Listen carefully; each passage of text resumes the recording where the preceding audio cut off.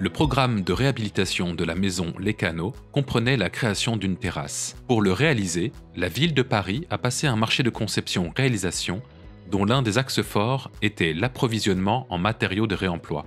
La SCOP d'architecture Grand 8, mandataire du groupe, a relevé le défi et proposé de recourir à des profilés métalliques en réemploi pour la structure de la terrasse. Le réemploi des poutrelles métalliques sur un ouvrage structurel, comme la terrasse de la Maison des Canaux, est une technique qui a été très peu utilisée aujourd'hui en France, notamment à cause des risques en termes de sinistres, en termes de responsabilité. C'est la raison pour laquelle nous avons accepté d'être accompagnés par le projet européen FCRBE pour du coup maîtriser les risques technico-assurantiels. C'est-à-dire qui est responsable en cas de sinistre, définir la chaîne de responsabilité, notamment par rapport à l'assurance du fabricant pour un produit neuf. Là, on est dans des matériaux réemployés, donc du coup, la question se pose à nouveau. Et puis également, comme c'est un ouvrage structurel, sur le sujet de la garantie décennale. L'architecte Clara Simet a défini ses attentes pour la charpente métallique avec l'aide du bureau de structure TISCO. Sur cette base, la recherche de poutrelles de réemploi a pu débuter. Bellastock et General Metal Édition ont mobilisé leur réseau et la ville de Paris, ses partenaires dont Sequano et l'établissement public territorial Est Ensemble.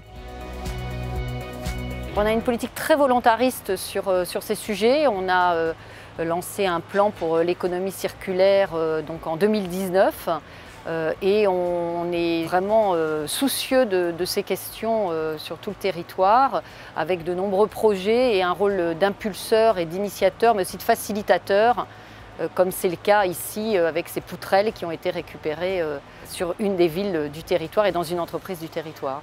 Bellastock et General Metal Édition ont vérifié pour chaque piste trouvée son adéquation avec le projet de charpente de la terrasse. Pour cela, Bellastock a réalisé un protocole qui définissait les conditions nécessaires pour vérifier l'aptitude à l'emploi des poutrelles de réemploi. On est allé faire d'abord, dans un premier temps, une analyse documentaire, c'est-à-dire qu'on a collecté toute la documentation disponible sur le gisement et ensuite on a procédé par une visite de site qui nous a permis de réaliser un diagnostic visuel précis et de faire un relevé précis de la structure de façon à faire les métrés et identifier les types de profilés qui étaient en présence. Et notamment de regarder comment était assemblée la structure, comment était habillée la structure et imaginer dès ce diagnostic dans quelle mesure la structure était démontable, déconstructible et donc de ce fait évaluer la faisabilité de sa collecte.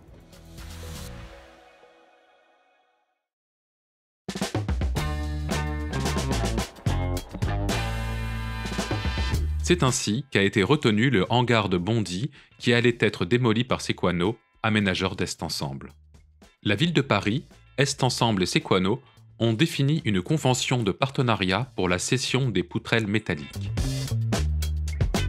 Avec Est Ensemble et Sequano, nous avons donc établi une convention de partenariat dans laquelle Est Ensemble et Sequano acceptaient d'assurer à leurs frais la dépose soignée des poutrelles métalliques.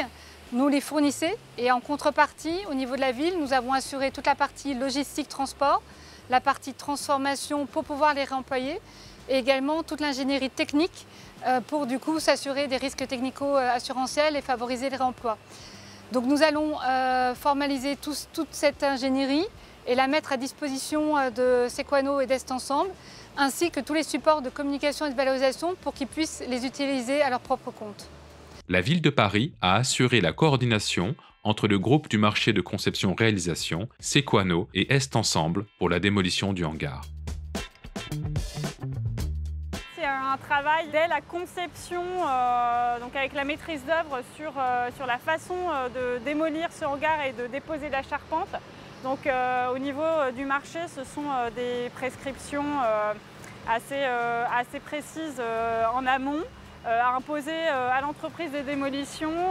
Notamment ici, c'était une tranche optionnelle et tous les candidats nous ont fait part de la façon dont ils pouvaient démolir correctement et déposer cette charpente.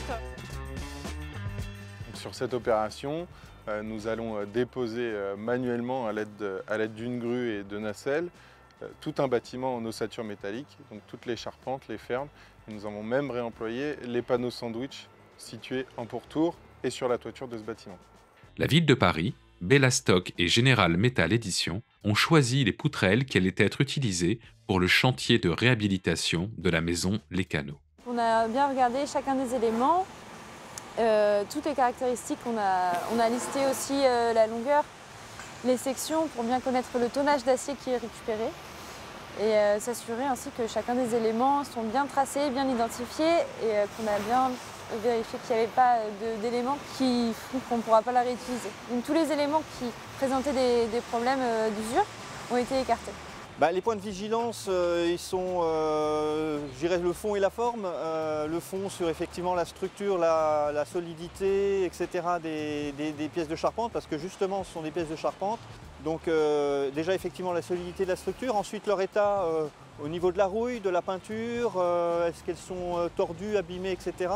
Donc on est très vigilant et puis par rapport à ça justement on trie et on sélectionne les pièces qui sont dans le meilleur état. Et après on les répertorie en fonction de leur catégorie, on les chiffre, on les nomenclature, etc. Et après ça part effectivement dans notre atelier pour la transformation, le façonnage et après la repose sur le chantier. Une fois toutes les poutrelles caractérisées, Sequano et Général Métal Éditions ont signé le contrat de cession sur la base du relevé effectué.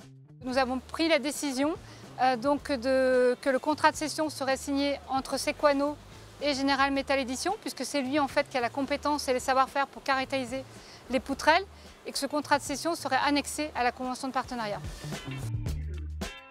Puis, c'est au tour de Travail & Vie de transporter soigneusement les poutrelles.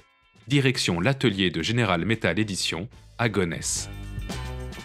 C'est là où les poutrelles seront adaptées avant d'aller à la maison Les Canaux. Comme en construction traditionnelle, on a forcément de la perte. On est obligé de travailler avec des longueurs qui sont préexistantes et prédéterminées. Donc forcément, oui, on a une bonne partie de chute qui existe, bien sûr.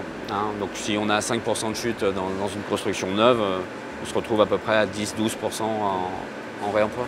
C'est de l'IPE de 330 principalement. Il y a de l'HEA de 120 aussi, pas mal. On a quelques tubes qui nous serviront pour des tas d'autres choses. Il y a un peu de cornière pour faire des assemblages. Il y a vraiment, voilà. De toute façon, comme c'était une charpente déjà existante et semi-traditionnelle, c'était quand même beaucoup plus simple de pouvoir réadapter. Les mesures prises durant l'ensemble du chantier ont permis d'avoir l'accord des assureurs pour la garantie décennale. À partir du moment où on reste dans les règles de l'art de ce qu'on fabrique, il n'y a pas de raison que ça pose problème. Au final, 90% de la structure de la terrasse des canaux est en matériaux de réemploi, ce qui représente un gain carbone de 12 tonnes d'équivalent CO2. Tout ça, ouais, c'est réemploi. Si tu veux voir de près pourquoi c'est réemploi, c'est que là, tu vois, tu as encore des trous de pistolet là, tu peux être sûr que ça, voilà, c'est du réemploi. Après, tu vois cette platine là, ça non pas, c'est pas du réemploi, ça c'est neuf. Voilà. Et puis la ferme là-haut, ça c'est tout ce qui est déclassé. Voilà, c'est des erreurs de coupe. Cet ouvrage de la maison Les Canaux est pionnier et ouvre la voie dans la filière métallique.